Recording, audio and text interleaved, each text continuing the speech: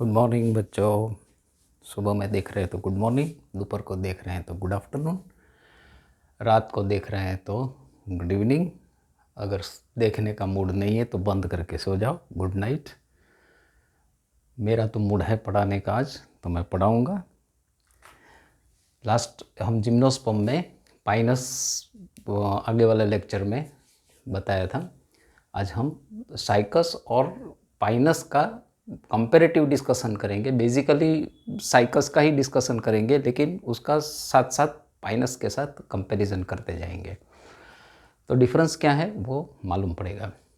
तो basically cycas है वो, उसका हाइट छोटा रहता है और इसका स्टेम मैंने बताया था कि जो पाइनस है उसका स्टेम है वो एक्रोपिटल रहता है।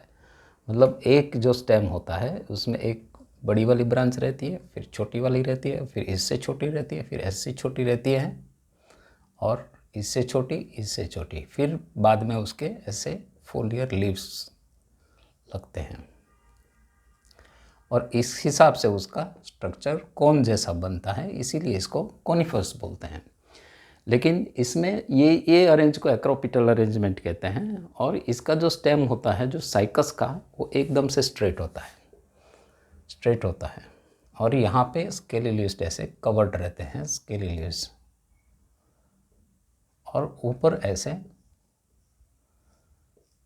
क्राउन टाइप लीव्स होते हैं। इस टाइप की लीव अरेंजमेंट को हम कॉडेक्स टाइप बोलते हैं, और ये लीव्स कंपाउंड लीव्स होते हैं। कंपाउंड लीव्स और सिंपल लीव्स आपको मालूम है कि नहीं मालूम? चलो थोड़ा बता देते हैं कंपाउंड लीव्स क्या होता है। एक्चुअली बेसिकली हम जब एनाटॉमी और मॉर्फोलॉजी पढ़ेंगे उसमें डिटेल में पढ़ेंगे, लेकिन लीव्स के बारे में थोड़ा समझ लो कि लीव्स के जो ऊपर लीव्स हमेशा सब देखते हैं, सब उसका जो शाइनी पार्ट रहता है उसको हम वेंट्रल व्यू बोलते हैं, और उसका जो नॉन शाइनी पार्ट होता है उसको हम डॉर्सल व्यू बोलते हैं। तो जो शाइनी पार्ट, वो शाइनी क्यों होता है क्योंकि उसके ऊपर एक क्यूटिकल वैक्सी लेयर होता है जो वाटर इवापोरेशन को प्रिवेंट करता है। और दूसरा, इसका जो यहाँ पे पहले जो डंडी आती है उसको पिट्योल बोलते हैं, फिर लंबी जो अंदर डंडी आती है उसको मिडरिब बोलते हैं, और ये वेंस हैं। तो ये सिंपल लीव्स हैं, लेकिन यही लीव्स को अगर हम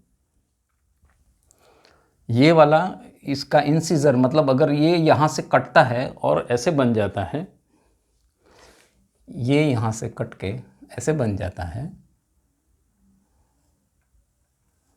तो यही लीव्स को हम कंपाउंड लीव्स बोलेंगे। ऐसे जो कंपाउंडिंग होता है इसको पिनेटली कंपाउंडिंग बोलते हैं, और जो कोई लीव्स ऐसे होते हैं, ऐसे सिंपल्स लीव्स होते हैं और इसकी रिब इस तरह से होती है। ये अब कॉन्करेंट वो उसमें हम नहीं जाएंगे, लेकिन जब इस तरह से उसका कंपाउंडिंग होता है, मतलब यहाँ से इंसिजर होता है और ये पूरा लीव्स अलग हो जाता है, फिर दूसरा लीव्स यहाँ अलग हो जाता है, तीसरा यहाँ अलग हो जाता है, इसको ये पाम जैसा अरेंजमेंट बोलते हैं, उसको पामेटली कंपाउंड बोलते हैं। तो बेसिकली ये जो साइकस में जो लीव होता है वो पिनेटली कंपाउंड लीव्स होते हैं, और ये एंड वाला जो पोर्शन है वो स्पाइंस, मतलब एक कांटे जैसा बन जाता है। तो इसमें साइकस में यूनिपिनेटली कंपाउंडेड लीव्स होते हैं, और फिर ये इसका डिटेल में हम बाद में जब मॉर्फोलॉजी में जाएंगे तब देखेंगे, क्योंकि ये पूरा it will take half an hour lecture to understand ये लीव्स के बारे में। तो हम मॉर्फोलॉजी के टाइम उसका डिस्कस करेंगे, लेकिन ये पिनेटली कंपाउंड होता है, और उसमें हमने देखा कि उसमें जो लीव्स होते हैं वो ऐसे नीडल्स लाइक होते हैं ऐसे, लेकिन दोनों में स्टोमेटा संकन रहता है, और क्यूटिकल भी नॉर्मल कोर्स में जो होती हैं उससे ज़्यादा थिक होती है, बिकॉज बोथ ये ज़ीरोफाइटिक है। ज़ीरोफाइटिक मतलब जो ड्राई एरिया में रहते हैं उस टाइप के प्लांट, जैसे कैक्टस है उस टाइप के होते हैं। इसके रूट्स, उसमें हमने देखा कि उसके रूट्स हैं, उसका सिम्बायोटिक अरेंजमेंट, पाइनस में हमने देखा कि उसका सिम्बायोटिक अरेंजमेंट माइकोरेजा फंगाई से होता है।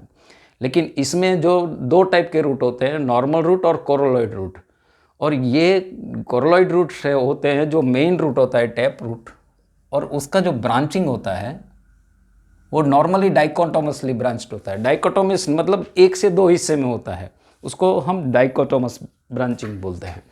तो डाइकोटोमस ब्रांचिंग क्या होता है?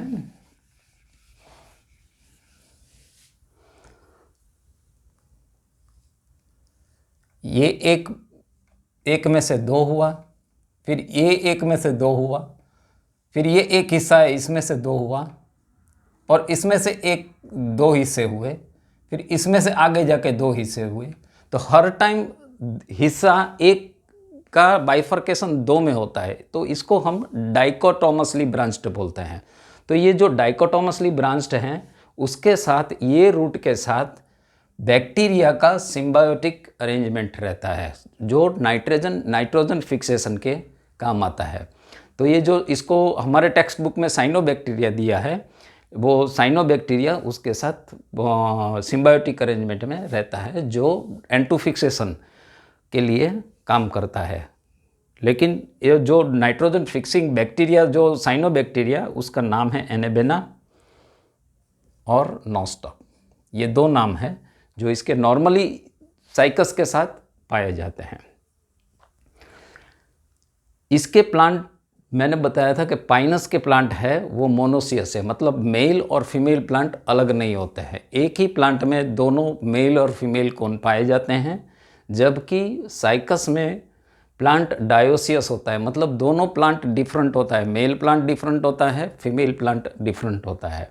मेल में जो कौन रहते हैं वो नॉर्मली एपेक्स पे होते हैं, और फीमेल कौन, इसमें कौन नहीं बनते हैं। जबकि पाइनस में हमने देखा कि मेल कौन भी बनते हैं, फीमेल कौन भी बनते हैं।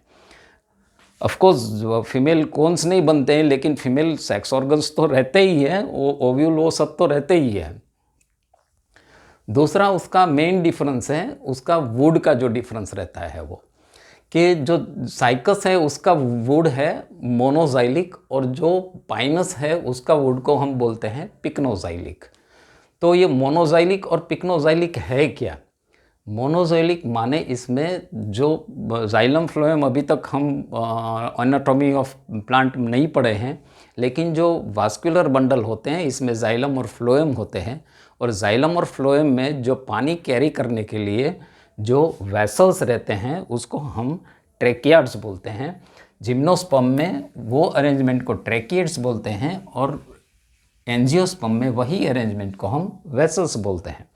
तो इसमें साइकस में जो ट्रेकिड्स होती है वो कम रहती है। ये रूट के पोर्शन में, ये रूट होता है, ये रूट के पोर्शन में ट्रेकिड्स, मतलब जो ट्रेकिड्स होते हैं वो कम रहती हैं, और कॉर्टेक्स जिसमें पैरेन्काइमा रहता है वो ज़्यादा रहता है।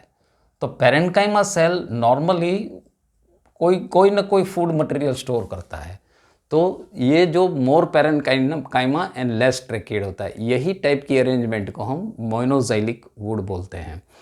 जहाँ ज़्यादा पैरेन्काइमा होता है वहाँ ज़्यादा फूड स्टोरेज होता है, जहाँ ज़्यादा फूड स्टोरेज होता है वहाँ इन्फेक्शन होने का ज़्यादा चांसेस है। मतलब कोई भी पैरासाइट से या तो कोई भी इंसेक्ट से वो खा के उस वुड को ख़राब करने की कोशिश करेगा। तो ये वुड ड्यूरेबल नहीं माना जाता है। जबकि पाइनस का जो पिक्नोजाइलिक अरेंजमेंट है जिसमें मोर ट्रेकिड्स रहता है, लेस पैरेन्काइमा रहता है। लेस पैरेन्काइमा होने की वजह से लेस फूड मटेरियल होता है, और लेस फूड मटेरियल होने की वजह से ये मोर ड्यूरेबल वुड माना जाता है।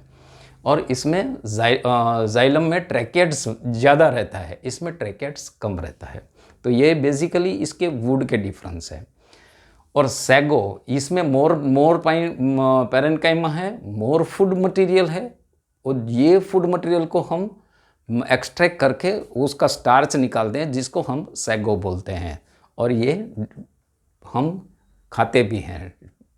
इट इज़ एडिबल, खाने के लिए भी काम लगता है। और साइकस में एक स्पेशलिटी है, इसका लार्जेस्ट मेल गैमेट और फीमेल गैमेट, पूरा प्लांट किंगडम की बात करें तो साइकस में लार्जेस्ट मेल गैमेट रहता है, लार्जेस्ट फीमेल गैमेट रहता है। तो ये बेसिकली डिफरेंस था पाइनस और साइकस में। और दो तीन चीज़ इसमें एंजियोस्पर्म में याद रखने जैसी है, वो है एक जो गिंकगो मैंने बताया था कि ये है वो गिंकगो है वो लिविंग फॉसिल है, वो एक चीज़ याद रखनी है। दूसरी, साइकस के साथ जो अरेंजमेंट रहता है बैक्टीरिया का, वो रूट को कर्लॉइड रूट कहते हैं और वो N2 फिक्सिंग बैक्टीरिया है। हमारे टेक्स्ट बुक में वो साइनोबैक्टीरिया दिया हुआ है, लेकिन अगर डिटेल में नाम पूछा जाए तो दे आर एनेबेना, साइकेडेसिरियम एंड नोस्टेक। फिर साइकस नॉर्मली डायोसियस रहता है, पाइनस नॉर्मली मोनोसियस रहता है। इसका जो स्टेम का अरेंजमेंट है साइकस का, वो नॉर्मली कॉडेक्स अरेंजमेंट रहता है, मतलब एक सिलेंडर रहता है और टॉप के ऊपर जो होते हैं वो लीव्स रहते हैं और इसमें ब्रांचिंग रहता है, वो मैंने आपको बता दिया। दूसरी साइकस में याद रखने वाली चीज़ ये है कि उसका जो फीमेल है उसमें कौन नहीं बनते हैं, सिर्फ मेल में कौन बनते हैं। तीसरी और चीज़ एक याद रखने जैसी है, वो साइकस का वुड है वो मोनोजाइलिक है और पाइनस का जो वुड है वो पिक्नोजाइलिक है। सैगो है वो इसमें से एक्सट्रैक्ट किया जाता है। तो ये मेन चीज़ है जिम्नोस्पर्म्स की। और आगे जो क्वेश्चन नीट बेस में पूछे गए हैं उसका भी एक इसमें मैंने कवर नहीं किया है, वो मैं आगे जो क्वेश्चन आंसर में पूछे गए हैं पास्ट का रेफरेंस लेके एक नेक्स्ट लेक्चर बना दूंगा, जिसमें सारे जो भी पेंडिंग पॉइंट इसमें से छूट गए हैं और पूछे गए हैं या एम्स में पूछे गए हैं वो मैं कवर कर लूँगा। तो उम्मीद करता हूँ आपको पसंद आया होगा। ठीक है, थैंक यू वेरी मच।